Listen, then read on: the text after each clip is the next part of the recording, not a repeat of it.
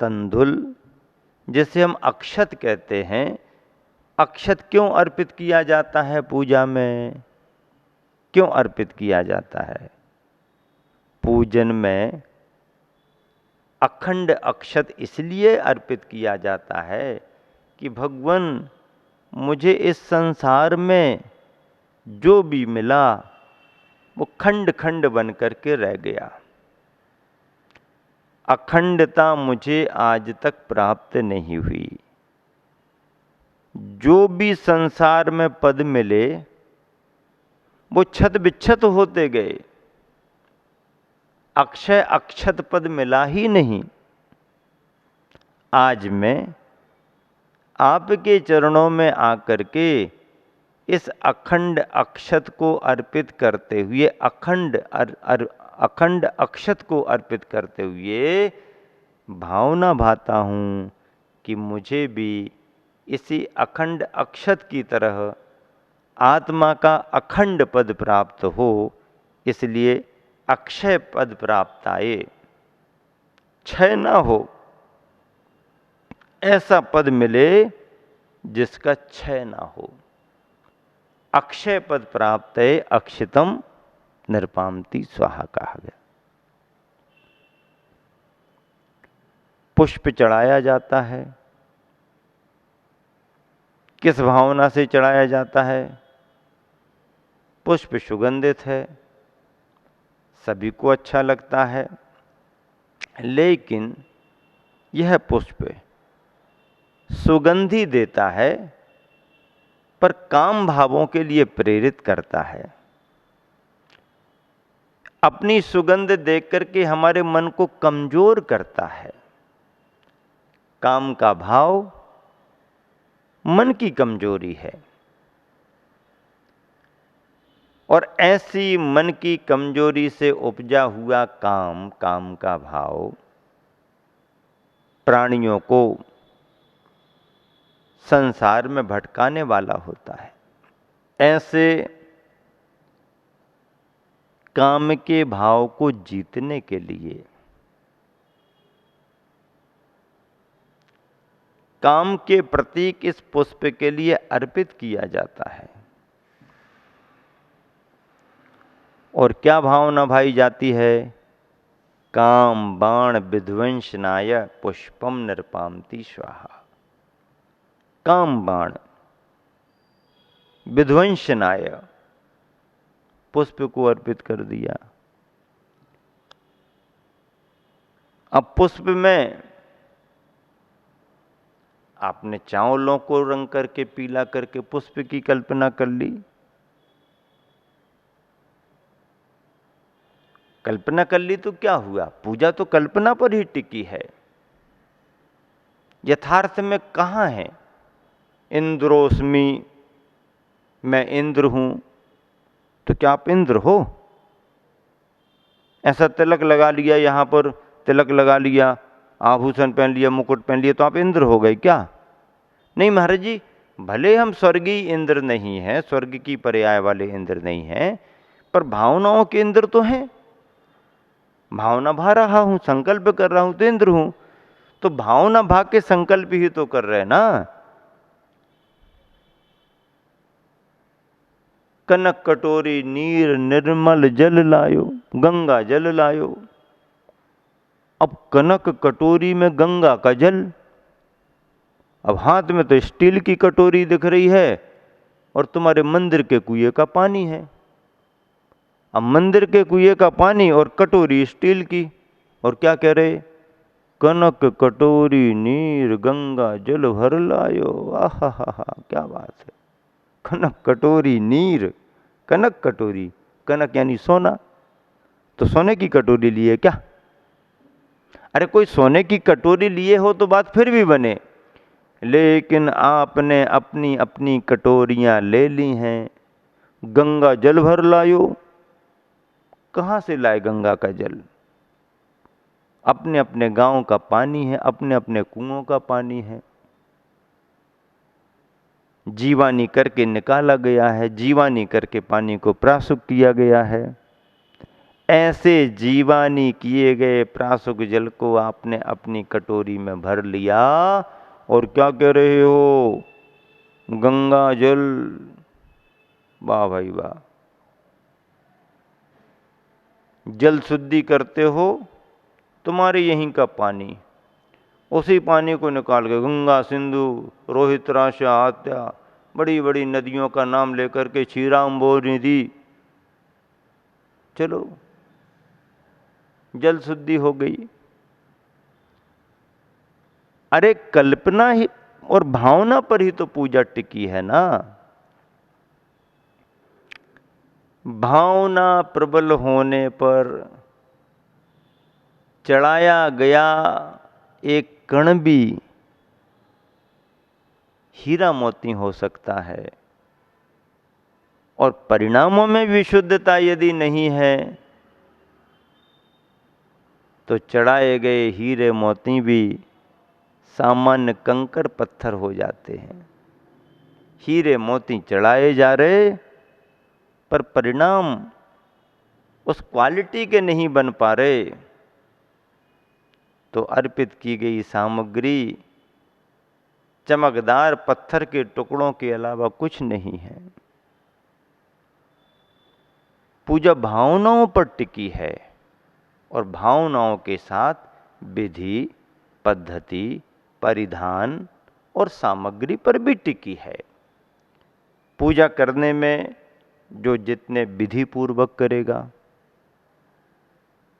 पूजा करने में जो जितनी पद्धति से करेगा, जितना शुद्ध सात्विक उसका परिधान होगा, सामग्री की जितनी श्रेष्ठता होगी और उसके साथ परिणाम जिसके जितने निर्मल पवित्र होंगे, पूजा का फल भी उसी के अनुसार उसे मिलता है। तो ऐसी परिकल्पना के इस कार्य में गृहस्थ श्रावक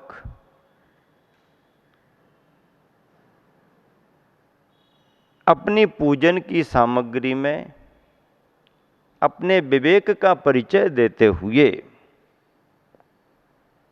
और जिस पद्धति में अहिंसा और वीतरागता की पुष्टि होती जाती है, उस पद्धति से पूजा करता जाता है। सामग्री हमारी 19वीं 20वीं हो, माध्यम तुम्हारा कोई भी हो, अपनी अपनी मान्यताओं के अनुसार सामग्री का माध्यम लेता है। सामग्री में माध्यम में ज़्यादा नहीं उलझना चाहिए। देश देश के रीति रिवाज होते हैं, देश देश के लोगों की अपनी प्रथाएं होती हैं, भावनाएं होती हैं। सामग्री उतनी महत्वपूर्ण नहीं है जितना महत्वपूर्ण विवेक है, जितनी महत्वपूर्ण शुद्धि है। शुद्धि यदि है तो वह शुद्धि तुम्हारे को विवेक जागृत करेगी और ऐसी ही शुद्धि से, ऐसे ही विवेक से वही पूजा की जाती है जिससे अहिंसा और वीतरागता की पुष्टि हो। जैनियों का विशेष सिद्धांत है। इस सिद्धांत में कोई समझौता नहीं। ये सिद्धांत मूल है, फाउंडेशन है जैन परंपरा का। क्या है फाउंडेशन जैन परंपरा का? कि जिस पद्धति में अहिंसा और वीतरागता की पुष्टि हो, दो शब्द कौन कौन से? एक अहिंसा और एक वीतरागता। एक अहिंसा और एक वीतरागता। अहिंसा और वीतरागता की पुष्टि यदि हो रही है तो ठीक है, और अहिंसा और वीतरागता में क्षति पहुंचने लगे, अहिंसा और वीतरागता का सिद्धांत ही बाधित होने लगे, तो फिर कोई पद्धति उद्देश्य को पूर्ण नहीं कराएगी। अहिंसा और वीतरागता को संभालना है, वही हमारा लक्ष्य है, और इसी लक्ष्य का नाम मोक्ष मार्ग है। तो पुष्प अर्पित करते हुए ये भावना भाई जाती है, चाहे भले ही तुम्हारे हाथों में पीले कर दिए गए चावल हों, और चाहे तुम्हारे हाथों में तुम्हारी भावनाओं का कुछ भी कोई भी स्वरूप हो, पर उद्देश्य क्या है? उद्देश्य ये है, काम बाण विध्वंसनाय पुष्पम नृपाम्ति स्वाहा। पुष्प को अर्पित कर दिया, पुष्प को अर्पित कर दिया।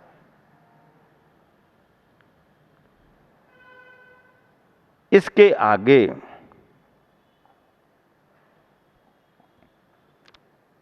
चरु नैवेद्य, नैवेद्य में खाने पीने के सामान भी आते हैं। तो जो इसी अर्थ को लेकर के चलते हैं वो अपने खाने पीने के सामान पर विचार करते हैं, और जो कुछ अंतर को लेकर के चलते हैं, नैवेद्य के रूप में नैवेद्य की भावना भाते हुए यदि उन्होंने नैवेद्य की कल्पना करते हुए अर्पित कर दिया। आज के समय में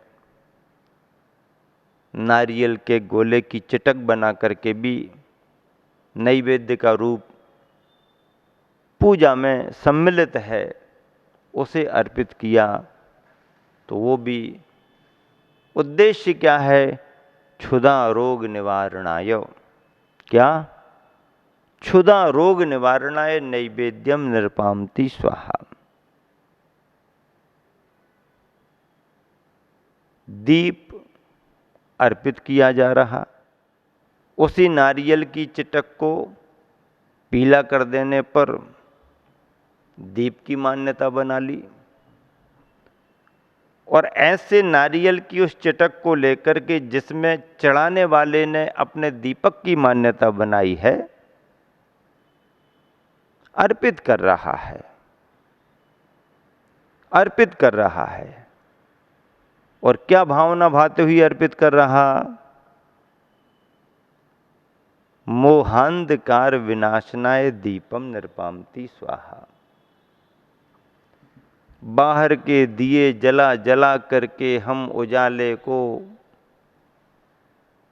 परास्त नहीं कर सके, उजाले को समाप्त नहीं कर सके, अंधेरे को समाप्त नहीं कर सके, अंधेरे को परास्त नहीं कर सके बाहर के दियों को जला करके।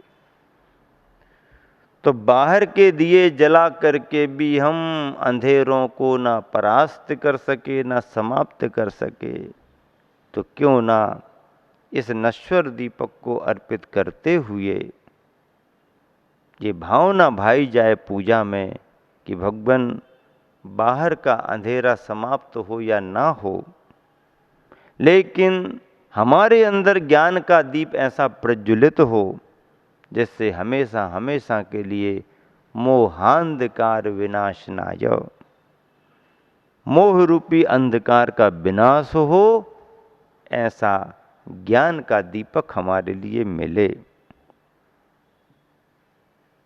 धूप की बात आती है। अब दशांगी धूप कौन बनाए, और शुद्ध सामग्री कहाँ से लाए?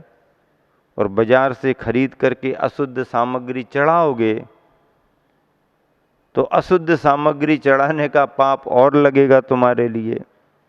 शुद्ध सामग्री चढ़ाने पर जो पुण्य लगता है, अशुद्ध सामग्री चढ़ाई तो तुम्हारे पुण्य में कमी और हो जाएगी।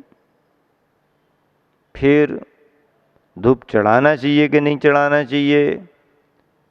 शुद्धता से सामग्री यदि तुम्हारे पास रहती है तो आप चढ़ा दो। सामग्री शुद्ध होना चाहिए। फिर उसमें भी प्रतीकात्मक जो भी वर्तमान समय में कल्पनाएं की जा रही हैं वह भी चल रहा है। कोई शुद्ध सामग्री के रूप में धूप अर्पित करता है तो वो भी चल रहा है। सामग्रियों में उलझना नहीं। तुम्हें जो पसंद है तुम अपना करो, जिसे जो पसंद है उसे करने दो। किसे क्या पसंद है अपनी अपनी भावना से अपना अपना करो। मार्ग सबका स्वतंत्र है। मार्ग सबका स्वतंत्र है।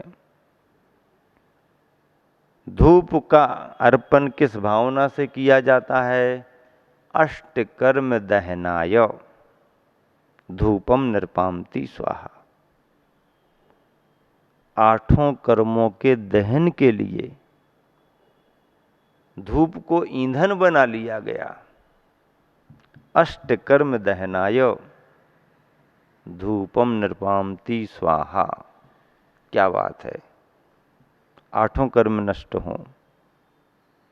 धूप जलती है, धुआं उड़ता है। अष्टकर्म जला करके धुआं उड़ा दो, फिर आत्मा शुद्ध रूप में तुम्हारे लिए प्राप्त हो जाएगी। ऐसे धूप का अर्पण भी पूजन में किया जाता है। फल का अर्पण क्या पाने के लिए? मोक्ष फल प्राप्त आए। कौन सा फल पाने के लिए? मोक्ष का फल पाने के लिए। वाह भाई वाह। श्रावक बड़े चतुर हो गए हैं, बड़े होशियार हो गए हैं। सामग्री कितनी छोटी चढ़ा रहे और कितना बड़ा पद पाने का भाव भा रहे।